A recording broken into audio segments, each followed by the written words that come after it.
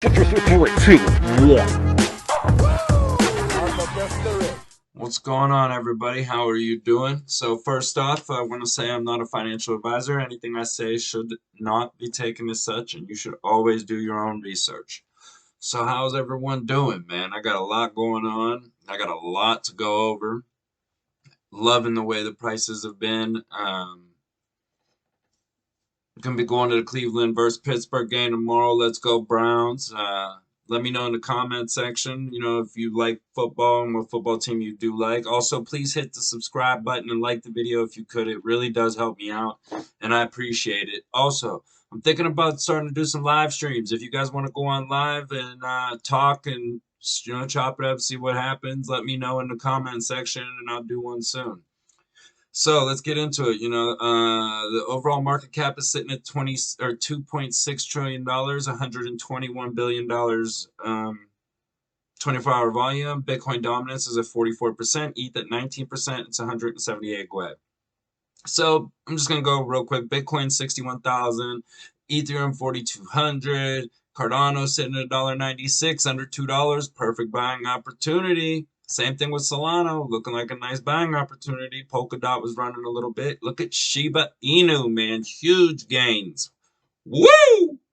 Sorry about that. Got a little excited. So the fear and greed index is sitting at greed. So, we're just a little just a little bit greedy, but not too much. So, check it out. AMC Theater CEO considers adding Shiba Inu as a payment for ticket purchases. If the will of the peoples prevail, the ability to buy AMC movie tickets with Shiba Inu tokens may soon become a reality. AMC Entertainment is in the process. Oh, for the sake of saying it, I am invested into AMC on the stocks. I have some stocks, but I feel like we're gonna crash any day. I own AMC, SoFi, BlackRock, um, and CRTD. So AMC is in the process of updating its technical infrastructure to allow consumers to pay online with Bitcoin, Ethereum, Litecoin, and Doge for movie tickets. But it doesn't stop there. In a Twitter post early Friday morning, Adam Aaron, the company CEO, asked if users would be potentially interested in buying with Shiba Inu as well. At the time of this writing, 97,000 Twitter users had already taken part in a poll with approximately 85% of voters choosing yes. The iconic theater chain has taken a growing interest in crypto as of late. Last week, its CEO discussed the possibility of issuing company-specific crypto. Earlier this month, AMC enabled its customers to purchase digital gift cards via Doge and other cryptos using BitPay wallet. So, back in September, he showed an interest in NFTs. Boom, man. Look at that. So everything looking nice. So check this out. This excites me. MicroStrategy bought 9,000 Bitcoin in Q3 2021 to continue acquiring more. Okay, so crypto investment firm MicroStrategy is what they're calling this now, which is just funny to me. So the news of the latest Bitcoin purchase was announced at the quarterly financial results. The coins were acquired on an average rate of 46,000, which totals the buying price of around $420 million. At Bitcoin's current rate of approximately 60K at the time of reporting, a new addition amounts to around $543 million. The investment has already been accounted for over $120 million in profit. I don't know if anybody else got these problems with these little gnats. Man, they're really bad here in Ohio. The announcement also clarified that the company intends to continue increasing focusing on Bitcoin investments through excess cash flows and debt equality or equity transactions as part of its corporate strategy.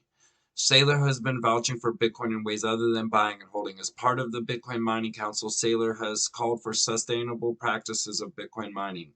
He has also touted Bitcoin investments to be a better hedge against inflation compared to gold. His own statements and activities regarding Bitcoin indicate that MicroStrategy is not going to be backing away from crypto anytime soon. So they've doubled the return on investment. Other than Bitcoin acquisition and holding, the company is also channeling its energies into developing an enterprise analysis business intelligence segment. So MicroStrategy's total holding has tripled. I already talked about that. I mean, that's so bullish. It's one of the biggest companies in the world, and they're buying 9,000 Bitcoin in a quarter. Come on, they're not. And why else would they be doing that? Like, if it wasn't gonna be the future. And you got to remember, this isn't like the U.S. dollar. Once the bitcoins are gone, the bitcoins are gone. You know, like they won't be on exchanges. People won't own it. Whoever has the most will then, in my opinion, become. They could sell it for whatever they want, just like gold. It's digital gold. Digital gold. Sorry about that. So, U.S. Senator Haggerty to CFPD director, don't stifle crypto innovation. So, and I hate that I have to go Telegraph. I hate Telegraph, but they've had a couple good articles. So, U.S. Senator Bill Haggerty, who was elected in 2020 to represent Tennessee after a stint as ambassador to Japan, spoke to newly appointed Consumer Protection Bureau director regarding cryptocurrencies and banking committee hearings, saying, I just want to make certain as you exercise those oversight responsibilities that we don't stifle innovation in this arena. Digital ledger technology offers a tremendous amount of promise in terms of financial innovation and inclusion. It's an industry where I think the United States is leading, has led, and I'd like to see us continuing to lead there, especially when we look at other countries like China and the Chinese Communist Party that has moved on to ban private sector activity in that arena.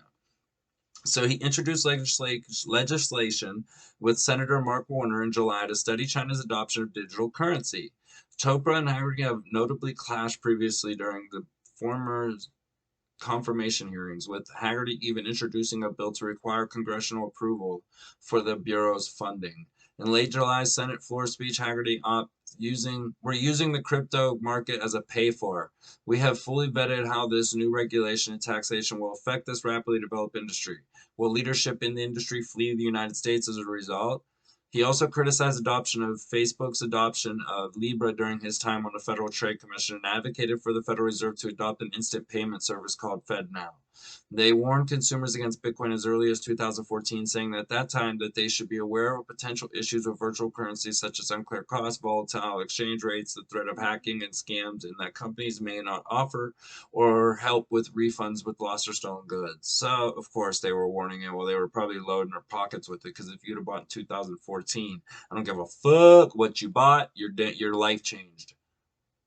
So here's how Ethereum, Cardano offer a chance to own the future. So I wanted to talk some about Cardano because I fucking love Cardano and we haven't been talking about it. So despite Cardano's weak price action over the past week, its new partnerships are garnering renewed interest. Recently, the network forayed its digital focus to Africa after signing a deal with the Ethiopian government earlier this year.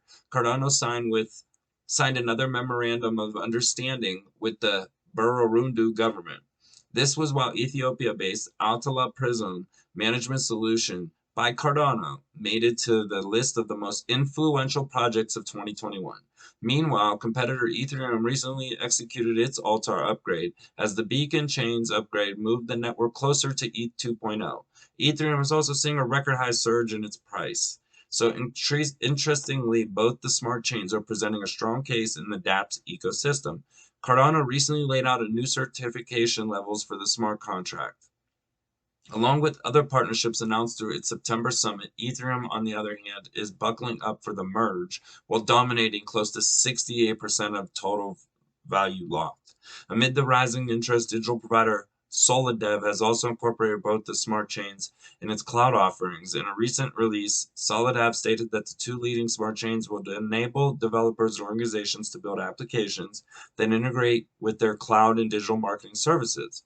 So the aim is to essentially allow developers to launch DeFi, crypto, and NFT offerings on a cloud platform. I'm not going to go all through all that. That's huge.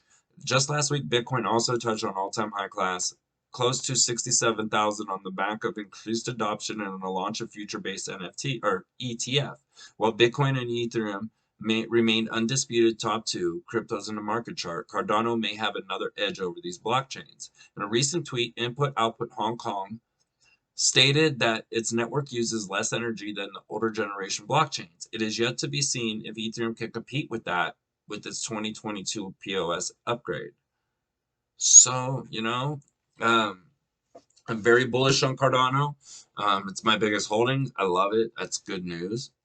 What do I got here? This expert says if you have Bitcoin, hold it until.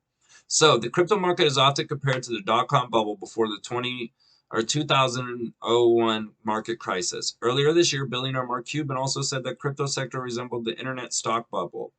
So, in a recent interview, financial commentator Harry Dent Jr. made some predictions on similar lines. He said that he's super bull and super bear at the same time, reiterating that crypto is the next big thing.